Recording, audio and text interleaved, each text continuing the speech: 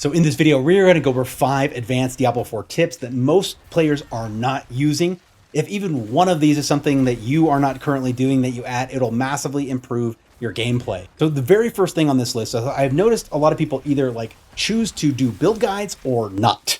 But I always especially if you're going to play season after season, it's really cool to get access to the knowledge of what all those people that are building build guides are actually doing. Not to just follow the build guide, but if you are trying to pick a class and you really want to know that class, one of the best things you can do is to jump over to a site like maxroll.gg. So if you come into their homepage and you click over here on build guides, they will have the ability to sort by class. So you can just say, hey, barbarian.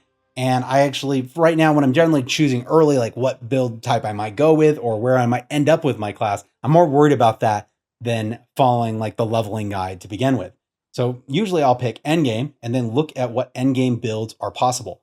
Clicking on these and reading through some of them, what's going on in this, what abilities do they commonly use? Are there certain aspects that are always happening? What attacks are they commonly using? If I start to see trends, that's what I'm paying attention to. And then I say why they're picking all these things. If I go through and read this thoroughly, I'll have a massive understanding of exactly what my class is good at and what it's not, especially if I'm not just reading one and following it, but reading a bunch of them. So this is a great way to become a master of a class. For the next tip, I want to show you something that people just don't pay attention to. It seems obvious when I say it, I'm sure, but let's jump in the game and kind of look at it. When you are going through and you're building up the build you want, you're picking all the abilities you want, understanding that there is a certain rotation of how you trigger each of the abilities that actually maximizes your power or increases your defense. And so some people kind of build through this, they pick items or pick the attacks, and then whenever the cooldown's down, they just kind of smash it. Now, if you understand just a little bit more, you'll start to get what the rotation is. So what are the first couple things that you trigger? Then what is the series of do this in these 3 orders and loop it through? So I might run all of my shouts and then I might run a charge, or I might hit my Wrath of Berserker and then hit my shouts, then, hit the charge. And that's going to maximize my damage, or slam that hammer on a boss. If I know what the rotation is for different things I want to do, I can massively improve the amount of damage and how powerful my build feels at any time. So the next advanced tip is, a lot of times we put so much time into just getting our build strong and have the right ancestral gears and maybe get those 925s and start looking for those uniques or uber uniques that really will pop off our build and make it absolute crush. But when you're in endgame, depending on what you're doing, there are small changes to the different aspects or different weapons, and even changes to the Paragon board that can dramatically change what your build is good at. So if you are doing a lot of things where you're just trying to get resources, you're trying to go through Hell Tides and get all those items so it's more cost effective to run the right enchant and keep rolling it until you get exactly what you want. So you have tons of gold and you're trying to do that kind of build rather than going after bosses or trying to push to nightmare dungeons to the very brink of what's possible. You're going to want to change up your build for each of these different things. So if I'm just doing as fast as I can, I want to make sure that I'm using things that speed me up, that I make sure that there is speed on my boots and on my amulets, and I don't have to worry about as much defense. Because if you're really pushing your build at some point and you're able to take on higher and higher levels of Nightmare Dungeon, running Hell Tides is not a big risk. You can generally strip through that. So it's a matter of moving fast and then just killing mobs as quickly as possible. So if you want to do that, looking at your build and kind of considering where would I give up some maybe defense to add attack or add some more area of effect or just add speed to my build, that will allow you to move through the game faster. Now, when you're looking for Nightmare Dungeon pushes, you're going to want to add armor. You're going to add more defenses. You're going to want to find gameplay that is a little bit more forgiving if you make a simple mistake or out of position. Because as you keep pushing up those ranks, they start doing a ton of damage. They can CC you in multiple ways, and then you're finally getting smashed. And all you have to do is kind of think about what stops you from doing that. What can break that? What can add more defense or armor? And then you start to worry about the attack. Now, when you're looking at boss killing, generally the biggest thing to do is not have to deal with all the armor requirements and the worrying about all the CC through it. It's to do as much single point damage as you can, as early as you can. And so a lot of times when the builds are getting to that level, it's about what can you trigger? Can you set up a bunch of abilities, just like we're looking at the rotation, but you can trigger the right collection of things to then smash it with one hit is a much more effective way for clearing bosses and kind of getting the most out of that. So you're just going in, you're getting tons of gear, you have more chances to get those uber uniques and really create the build you're looking for. What's going to come up when you start looking at different ways to change the build is you can only do so much with the gear and the aspects. In endgame, one of the big things that's going to help you is actually coming into your Paragon board and being able to change what's going on here. Let's go ahead and go full screen here. So, well, as you kind of figure out what the build is going to look like and where you're putting your points, and you want to change things up really quick, maybe you feel like, hey, my biggest issue for maybe pushing in Nightmare Dungeons is not enough defense. You can look in here and actually easily despec points or glyphs that are really designed to just maximize and push more and more power, and start looking for nodes that can do defense without doing some changes. At first, what I like to do is once I kind of figure out my thing, I don't like to reset this and then rerun them all over again. My first move is going to be, where can I take out some extra points where I'm just getting pure attack? So this is damage while berserking. I might take some of those back. Maybe I'm taking this whole thing up here. That decimator is pretty solid. But I can look through and just start making little gradual changes. And the way to do that is kind of look for these clusters where like there's a lot of like the uncommons around like a rare, or looking for like these, like the legendary nodes.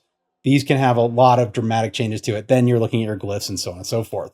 Now, if it's more drastic and you're like, hey, I don't really know, maybe I have all the wrong glyphs, maybe I have all the wrong boards, I do want to give you some notes on how to really think about what boards to put down, in what order, what glyphs to choose.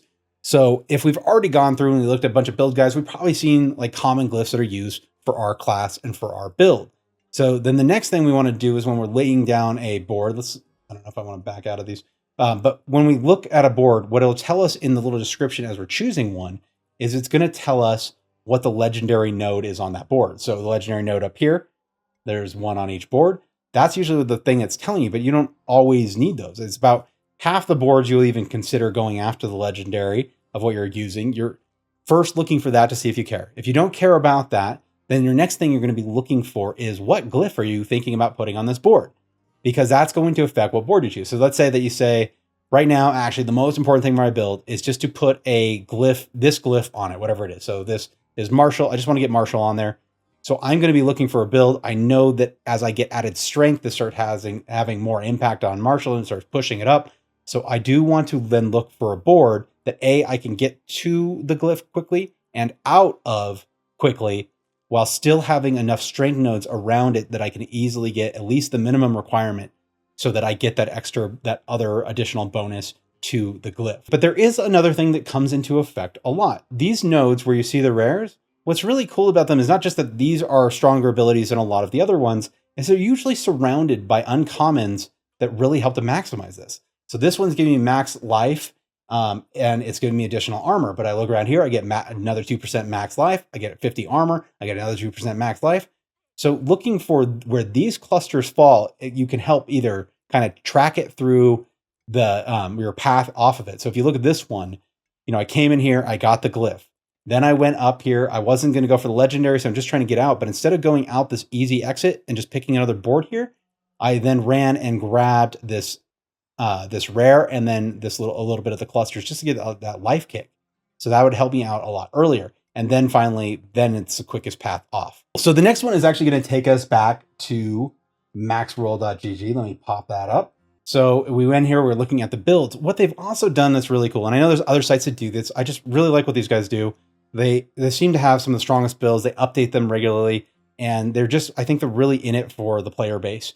I'm sure there's other places that do that as well, but this is my favorite. I've been using them for years. But they have built a D4 planner up here that allows us to come in and actually click what class we're doing, and then kind of see what items we want. When you click on them, you'll have the ability to choose what the base is. You'll have the ability to then see even what the uniques are for this build. If you do pick something that's not unique, so we come in here and we say we're going to do this rare, we could then add a modifier. We can see all of the aspects that are actually possible to put on this. So where this comes in is either if you're kind of thinking about another build and you want to play with it a little bit, you want to put it at least down on paper in some way, this is a great way to do it where you have access to everything. You can also choose your modifiers. That also, again, shows you what things are commonly rolling on it. So you can actually choose all those. And that way you kind of have a map for what you're looking for when you're in endgame and going through all that gear. You can start to make decisions faster, and you get some feedback by what's actually going on. They also let you pair that with what you're going to do on your skill tree and your Paragon board. So if you are not using this is a really great way, especially when we're like coming on to a new season and it's a few days early and you're like excited, but you can't start because they're not switching over yet. You can come in here and you can play around and start getting a build ready for what you would really like to try this season.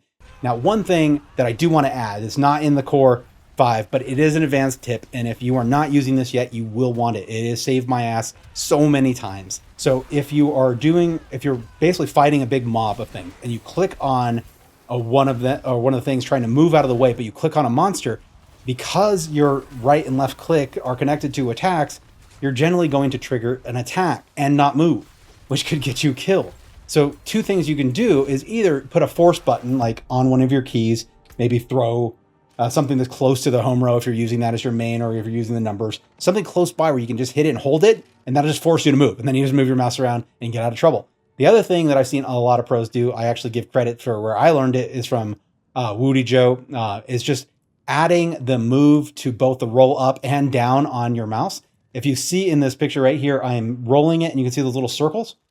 So I'm just keep moving. This has no attack on it. This has no ability on it. It's not going to trigger anything other than moving me the hell out of the way or to where I want to go. And it's pretty simple to either like just keep strumming the like one way or just up and down. So it just has those little movements. But it is a calm feel way, a great way to get the hell out of the way. Now, if you are also doing what everybody's doing for end game, is leveling up a lot of Nightmare Dungeons, you're going to want to catch this video where I go over the 5 things I wish I would have known about Nightmare Dungeons before playing thousands, if not tens of thousands of them. This is going to help you a ton.